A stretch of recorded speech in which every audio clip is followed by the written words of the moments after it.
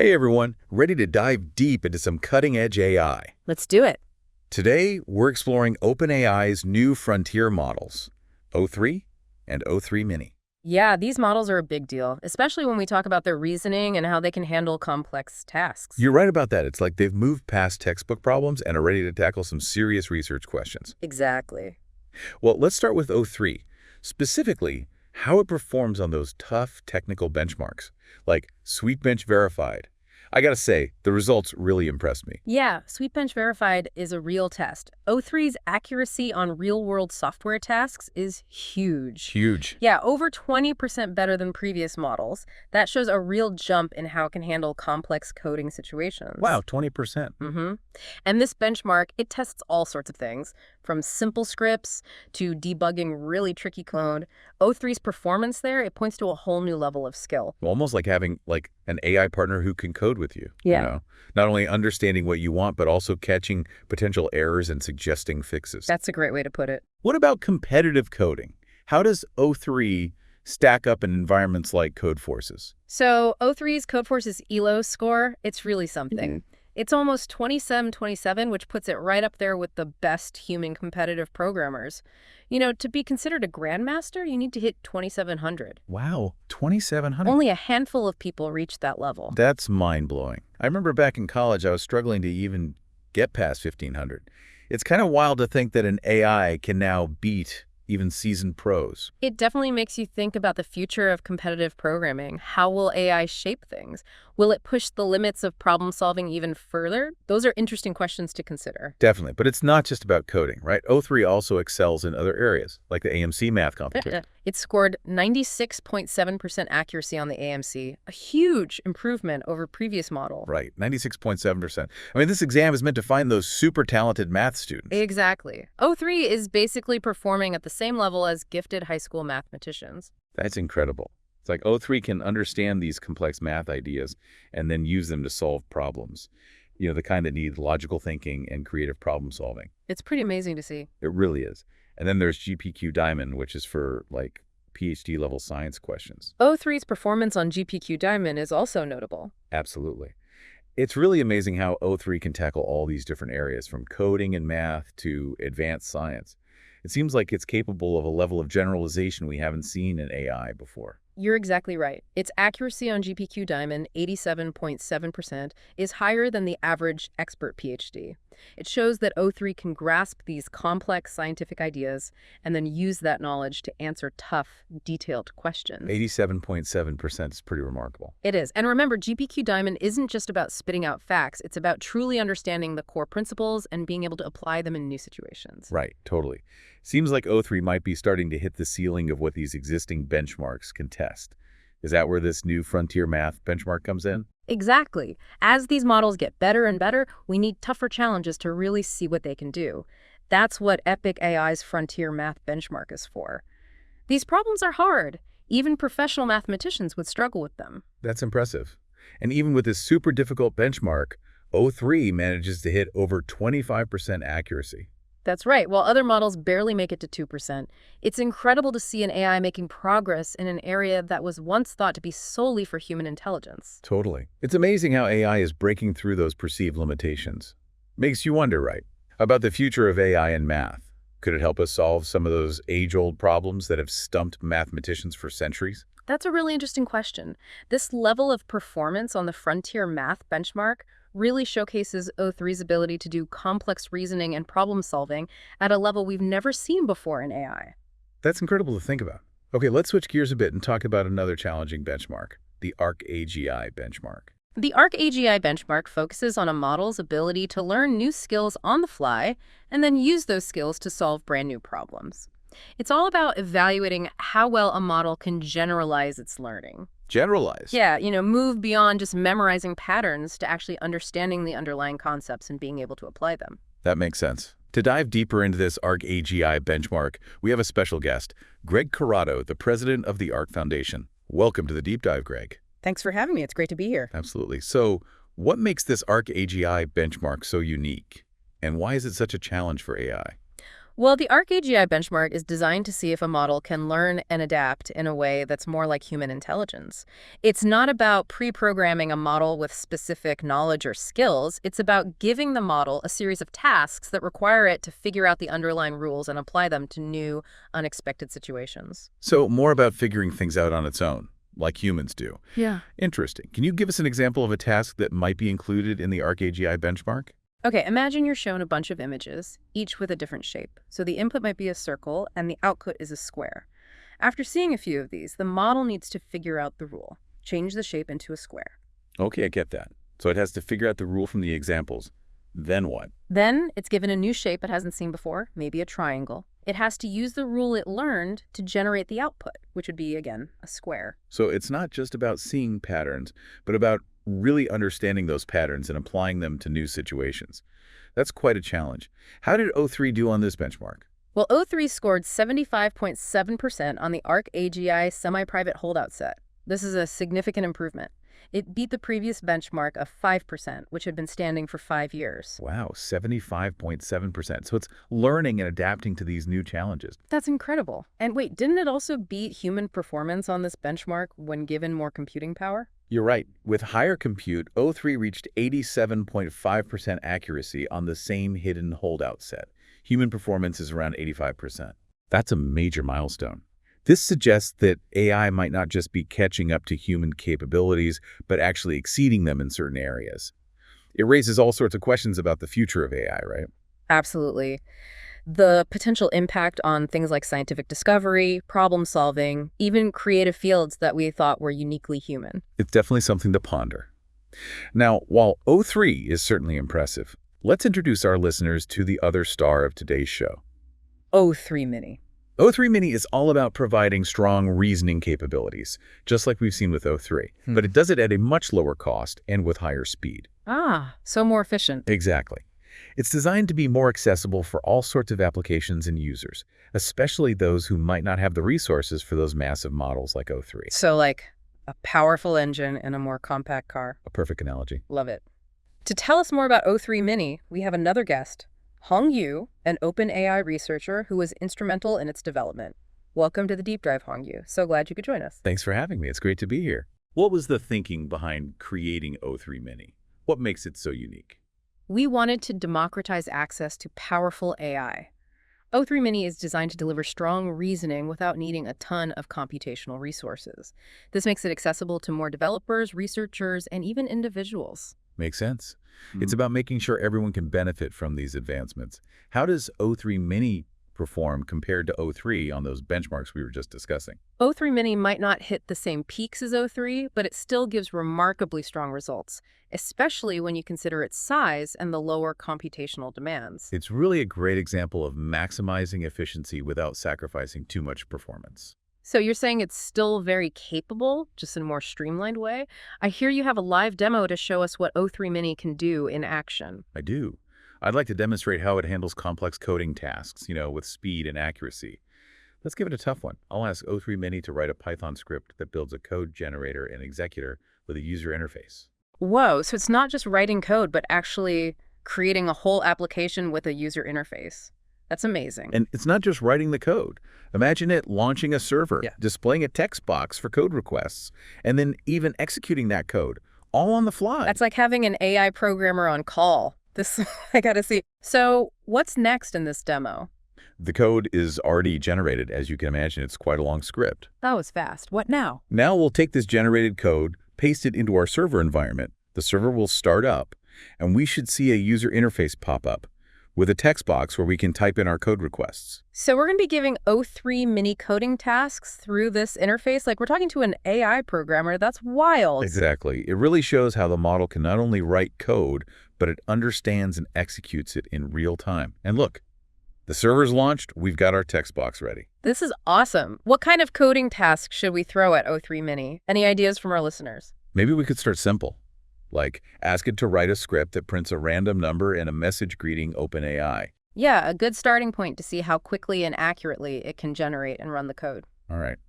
I've typed in print OpenAI and a random number. Submitting it now. Look how fast o3-mini is processing that request. That's some serious speed. And there's the output.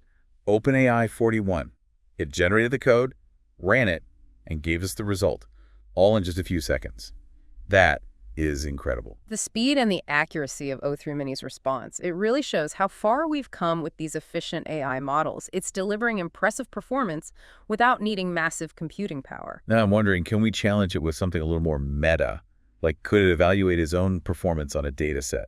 I mean, GPQ. Let's see, I'm going to prompt it to evaluate itself on the GPQ dataset. Whoa, it's like asking a student to grade their own test.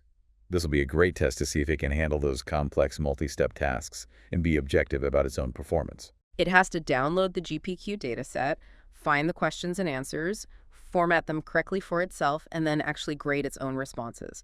It's a complex task with a lot of steps, and it needs a deep understanding of the dataset. This is fascinating. It's like we're seeing o3-mini think about its own thinking. Look, it's processing the data, generating its self-evaluation. This is exciting. What are the results? Here we go. o3-mini has evaluated itself on the GPQ dataset and is reporting an accuracy of 61.6%. That's a pretty good score for a model grading itself on such a tough dataset. It shows a level of self-awareness and critical thinking that's pretty remarkable. Absolutely. It's not just processing info, it's critically assessing its own performance. That's a crucial step towards AI systems that can learn and improve on their own. This live demo has been amazing. Seeing o3-mini in action like this, its speed, accuracy, and adaptability. It's clear that this model has the potential to give developers and researchers these powerful AI tools without the cost and complexity of those larger models. We are very excited about the potential of o3-mini to make AI more accessible and give individuals and organizations the power to leverage it for all sorts of applications. Before we move on, any other key features about o3-mini our listeners should know? Yeah, beyond its performance on coding and math, o3-mini also supports function calling, structured outputs, and developer messages. It's a very versatile and developer-friendly tool. With function calling, it can actually interact with external APIs and tools, which expands its abilities beyond just text generation. Structured outputs mean that the responses are more organized and readable by machines. That's crucial for integrating it into different applications. And developer messages. Those give the model more specific instructions and context, which helps it perform certain tasks the way you want it to. Wow, it's really quite a versatile tool.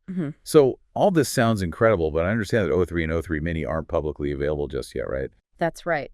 But we are opening up access for safety and security researchers to test them out. It's really important to ensure that these powerful models are developed and used responsibly. That's a responsible approach for sure. If a researcher wants to be a part of this safety testing, how do they get involved? They can apply for early access through the OpenAI website. We want to hear from the wider research community so we can keep refining these models and make sure they're used safely and beneficially. Great. Now let's talk about deliberative alignment, another exciting development from OpenAI. This technique sounds fascinating. What's it all about? I'll let our expert break down this groundbreaking safety approach. Deliberative alignment is a big change in how we think about AI safety. It uses the advanced reasoning powers of these models to create much stronger safety boundaries, to make sure they're used ethically and responsibly. It goes beyond training models to avoid specific harmful actions. It's about instilling a deeper understanding of safety principles and ethical considerations. So it's like teaching them to think about the consequences of their actions. Exactly. It's about helping them align their behavior with human values and ethics. I like that, giving AI a moral compass so they can navigate those gray areas and make good choices. How has this worked out so far? Really well. It's been very promising. We've seen a significant improvement in how accurately it rejects unsafe prompts, while also making sure it's not rejecting safe ones by mistake. It's a much more balanced and nuanced approach to safety. That's encouraging. It seems OpenAI is committed to not only pushing the boundaries of what AI can do, but also making sure it's done responsibly. We'll pause here for a bit, and when we come back, we'll explore the broader implications of all these advancements and delve deeper into the future of AI safety.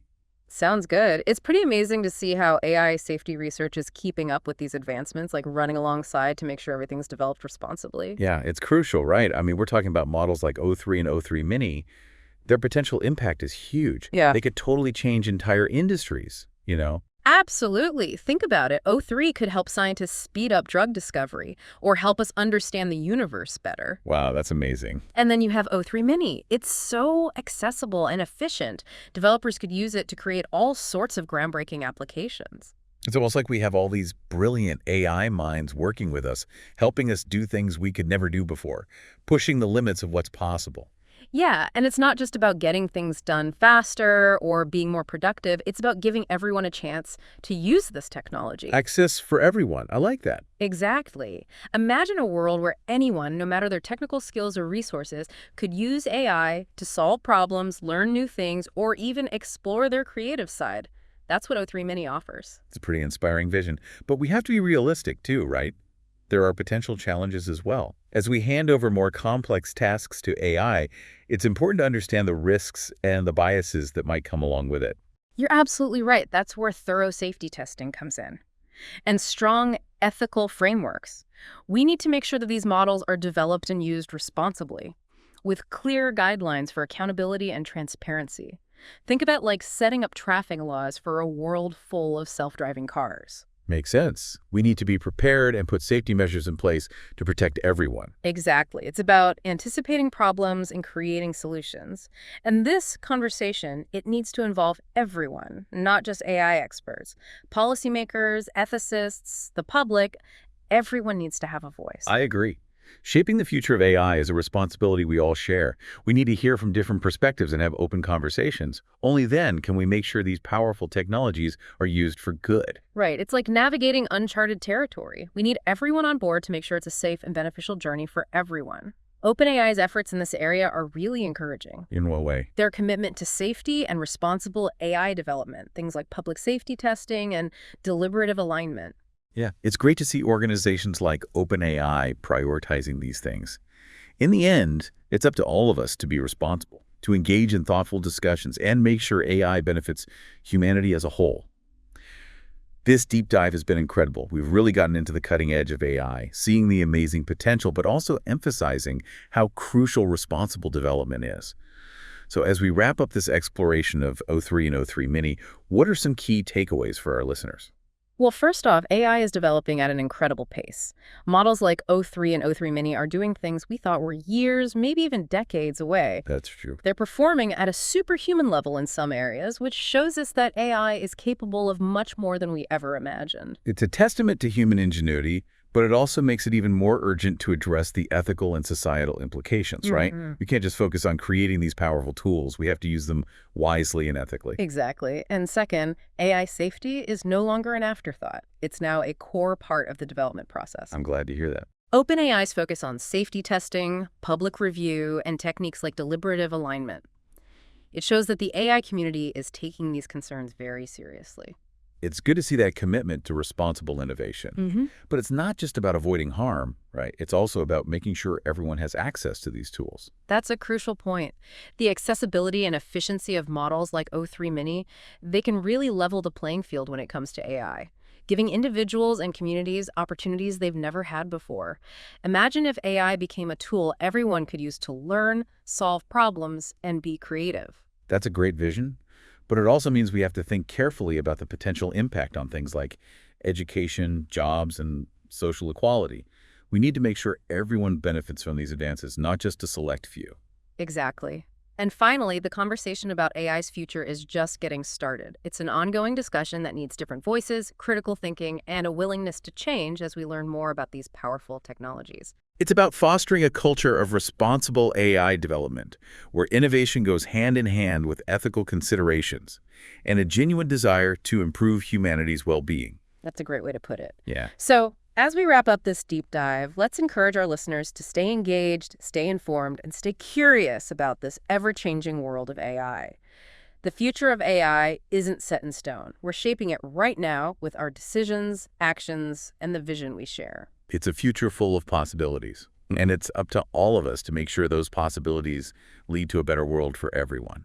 Feels like we're on the edge of something brand new, you know? Like we're just starting to see what AI can really do. It's true. And as with any powerful technology, we have to approach it with both excitement and caution. The choices we make now will have a big impact down the road. Speaking of choices, I was really struck by how much we talked about safety and responsible development.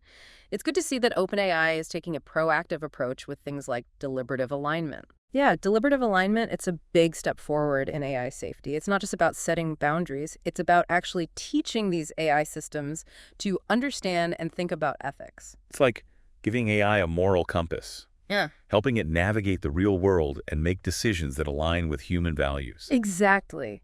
That's really important because as these systems get more and more sophisticated, they'll inevitably encounter situations that weren't specifically programmed into them. Kind of like teaching a child, right? It's not enough to just tell them the rules. You have to help them develop a sense of right and wrong so they can make good choices, even when they're in new situations. I like that analogy. We want AI systems that can think for themselves, understand the context of a situation, and make judgments that fit with our ethical principles. And safety isn't just about preventing harm, right? It's also about making sure things are fair and equitable. As AI becomes more integrated into our lives, we have to watch out for those potential biases and unintended consequences. Absolutely. AI systems learn from data, and that data can reflect existing biases in society. If we're not careful, those biases can get amplified, and that could lead to unfair or discriminatory outcomes. It's like trying to navigate a new city using a map that's full of errors. You might get lost or end up taking a really bad route. We need to make sure that the data we use to train these AI systems is representative and that we're always checking for and correcting potential biases. It's a continuous process, and it requires collaboration between developers, ethicists, policymakers, and the public. We have to keep talking to each other, sharing what we learn, and holding each other accountable. It's like building a bridge, a big, important bridge. You need everyone working together, solid foundations, and constant monitoring to make sure it's safe and accessible to everyone. That's a great image. It really highlights how important it is to approach AI development with humility and a sense of responsibility. We're still early on in this journey, and there's a lot we don't know yet. But we know this. AI has the power to change our world in huge ways, both good and bad. It's our responsibility to guide its development so that it benefits all of humanity. It's true. As we wrap up this deep dive into O3 and o3-mini, I think the most important takeaway is this. Stay engaged, stay informed, and stay curious about AI. Things are changing quickly. The future of AI isn't set in stone. It's something we're all creating together through the choices we made, the actions we take, and the vision we share. Let's make sure we build a future where AI empowers us, improves our lives, and helps us create a better world for everyone. It's been a great discussion. Thanks for joining us on this journey. Keep exploring, keep learning, and keep pushing the boundaries of what's possible. And until next time, stay curious about the incredible world of AI.